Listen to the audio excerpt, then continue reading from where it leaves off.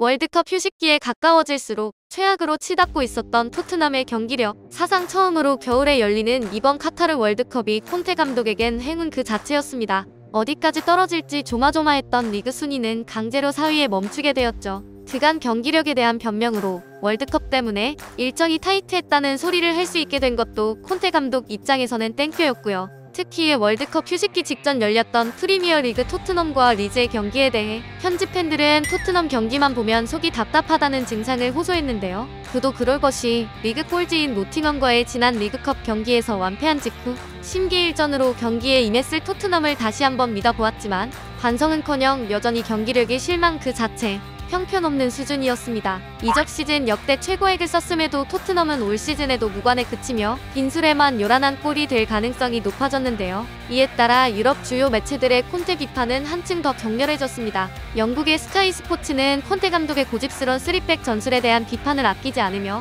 이런 경기력이라면 챔피언스리그 16강 전망 또한 암담하다는 쓴소리를 해댔는데요. 이제는 다니엘 레비 회장의 인내심이 한계에 다다랐으며 토트넘 감독이 빠른 시일 내로 교체될 가능성이 커진 상황이라 전했습니다. 그런데 차기 감독 후보로 오른 인물 중 현재 포르투갈 명문팀인 벤피카를 이끄는 로저 슈미트 감독도 포함되어 있는데요. 과거 손흥민, 김민재 선수와도 이미 사제지간을 맺은 바 있지만 슈미트 감독 또한 콘테 못지않은 면이 있습니다. 슈미트 감독은 과거 레버쿠젠 시절 손흥민을 무려 센터백으로도 기용한 적이 있었거든요.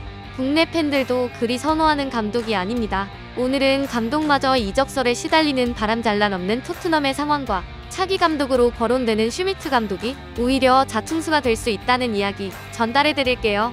2018년 연말 앞길이 창창한 만 22세 한국 국가대표 선수가 중국 슈퍼리그행을 결심했다는 보도가 나왔습니다. 심지어 2017년 K리그에 데뷔하자마자 2년 연속 베스트 11을 수상하며 리그를 씹어먹던 초엘리트 선수였죠. 바로 지금은 나폴리의 철기둥이 된 김민재 선수입니다.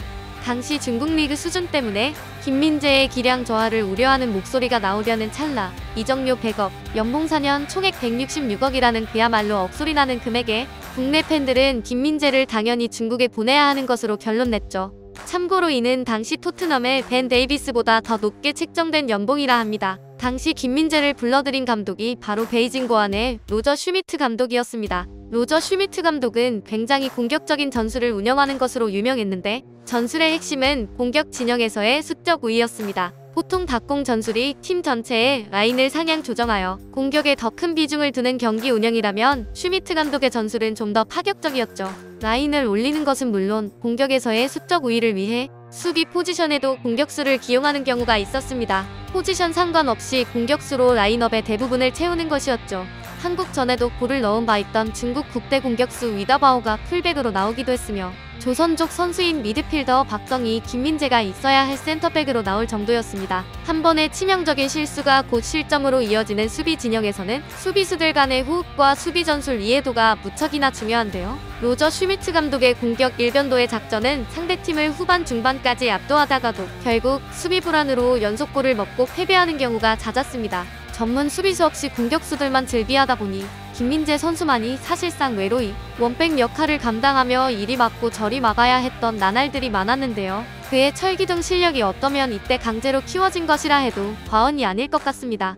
베이징 고안 이전 소속팀이었던 분데스리가의 레버쿠젠 감독 시절에도 이와 같은 궤로 손흥민 선수를 센터백으로 기용하기도 했습니다. 당시에도 손흥민은 매 시즌 2자릿수 득점은 손쉽게 올리던 팀 내 대표 공격수이자 분데스리가 전체에서도 손꼽히던 선수였는데 말이죠. 아마 왕성한 활동량과 더불어 타고난 축구 센스를 갖춘 손흥민에게 팀을 위한 희생을 강조하며 가스라이팅한 기용이 아닐까 싶습니다. 손흥민이 레버쿠젠을 떠난 이후에도 둘 사이의 관계는 나쁘지 않아 보이긴 하지만 손흥민이 토트넘으로 이적할 당시 슈미트 감독과의 사전상의 없이 떠났다고 하죠.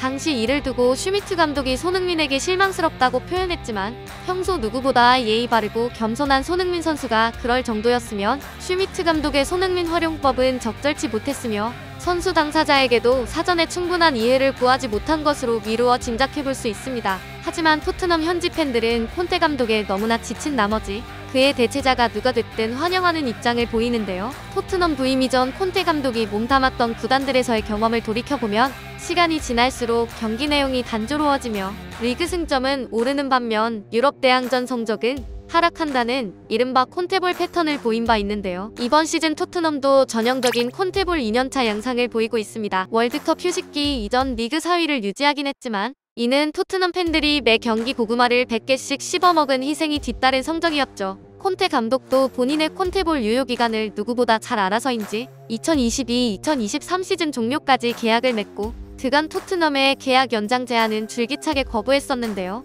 지난 시즌 부임 당시 프리미어리그 9위에 머물던 팀을 시즌이 끝나자 챔피언스리그 진출팀으로 탈바꿈시킨 콘테 감독의 재계약을 열렬히 원했던 팬들도 이제는 콘테 감독에게 확실히 뒤돌아선 모양새입니다. 선수들의 잦은 부상과 피로 때문에 너무 힘들다고 이야기하고 있는 콘테 감독에게 되려 팬들은 선수들이 직접 부상을 당하고 과로를 겪는 상황보다 더 힘든지 모르겠다. 왜 감독이 계속 힘들다는 것을 어필하고 있는지 이해가 안 가고 무엇 때문에 이런 무리한 방식으로 경기 운영을 하는 것인지 정말 보고 있으면 화가 난다는 격렬한 반응까지 보이기 시작했는데요. 문제는 콘테 감독이 이러한 팬들의 비난에 공감하고 수용하는 성격이 아니라는 것입니다. 특히 하루가 멀다 하고 지적받는 페리시치 기용 문제에 관한 그의 대응이 이를 대변하죠. 콘테 감독은 훈련에서 페리시치가 훨씬 좋은 모습을 보이기 때문이지 단순히 내가 페리시치를 좋아해서 쓴다는 건 억측이다. 나는 최대한 객관적으로 축구를 하려고 노력한다라며 팬들과 전문가들의 입장과 주장을 무시하는 모습을 보였는데요.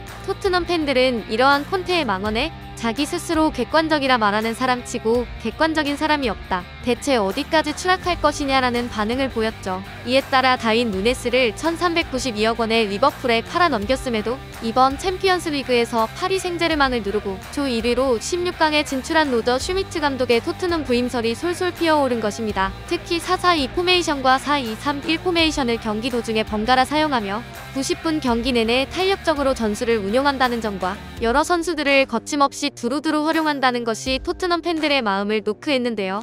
하지만 김민재의 베이징 고안 시절과 손흥민의 레버쿠젠 시절을 통해 한국 팬들은 영국 현지 팬들이 모르는 로저 슈미트 감독의 비밀을 잘 알고 있습니다. 현재 벤피카는 누네스가 부재한 상황을 여러가지 방법을 통해 해결하려 하는 것이지 만약 전력이 좀 더 우세한 토트넘으로 슈미트 감독이 부임한다면 누군가는 김민재처럼 사실상 원백 역할을 수행해야 할 것이고 어떤 공격수들은 수비수로 라인업에 이름을 올리겠죠. 안 그래도 한 명씩 돌아가며 치명적인 실수로 인한 실점을 하고 있는 토트넘 수비진의 또 다른 날벼락일 수도 있습니다. 이번 시즌 유독 토트넘 선수들, 특히 핵심이라 할 수 있는 케인과 손흥민 선수의 이적설이 난무하고 있는데요. 이에 못지않게 콘테 감독의 거취에 대한 소문도 무성합니다. 특히 콘테 감독이 친정팀 유벤투스로 복귀를 원한다는 썰은 숨쉬듯 불거져 나오고 있는데요. 어쩌면 카타르 월드컵을 치르느라 정신없을 손흥민 선수 대신 토트넘 감독이 먼저 교체돼 있을지도 모를 일입니다. 손흥민 선수가 떠나든 감독이 교체되든 간에 손흥민 선수가 우승 트로피를 들어볼 수 있는 확률이 결과적으로 더 높은 상황이 왔으면 좋겠네요. 오늘의 일상인싸는 여기까지입니다. 구독, 좋아요 부탁드리고요. 시청해주셔서 감사합니다.